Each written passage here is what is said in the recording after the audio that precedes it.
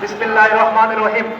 বাংলাদেশ জামাত ইসলামী গাজীপুর মহানগরী শাখার আজকের এই গণমিছিলে সম্মানিত প্রধান অতিথি, সম্মানিত মহানগরী আমির সহ মহানগরীর সম্মানিত নেতৃবৃন্দ, বাংলাদেশ জামাত ইসলামীর গাজীপুরের বিভিন্ন আসনে সংসদ সদস্য প্রার্থীবৃন্দ, সম্মানিত টঙ্গীবাসী, গাজীপুরবাসী, আসসালামু আলাইকুম ওয়া রাহমাতুল্লাহি তাআলা ওয়া বারাকাতুহু।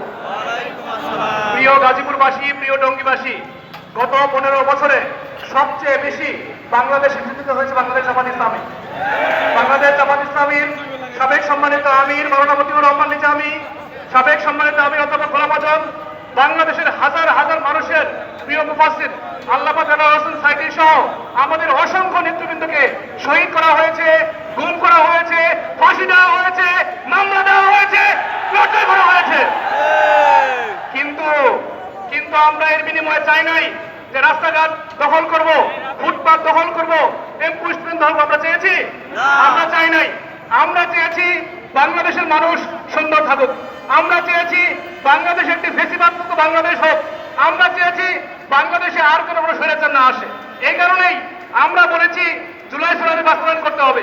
এই কারণে আমরা বলেছি পিআরকে বাস্তবায়ন করতে হবে।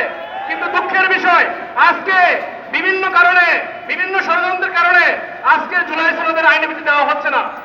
আমরা বলে দিতে চাই জামাতে ইসলামী আজকে আমরা জুলাই সনদের আইনি ভিত্তি চাই। অতি বিলম্বে জুলাই সনদের আইনি ভিত্তি, পিআর পদ্ধতি নির্বাচন সহ বাংলাদেশের কেন ফেসিবাদ না আসতে পারে সেই ব্যবস্থা করতে হবে। সম্মানিত ভাই এবং বন্ধুগণ, আমাদের এই টঙ্গী, আমাদের এই গাজীপুর একটা অবহেলিত নগরী। আমরা এই টঙ্গীর পরিবর্তন চাই। আমরা এই রাস্তাঘাটে যে ময়লা, আমাদের স্বাস্থ্যের আজকে বেহাল অবস্থা, হাসপাতালের বেহাল অবস্থা এরকম চাই না। আমরা চাই আগামী টঙ্গী হবে সুন্দর টঙ্গী।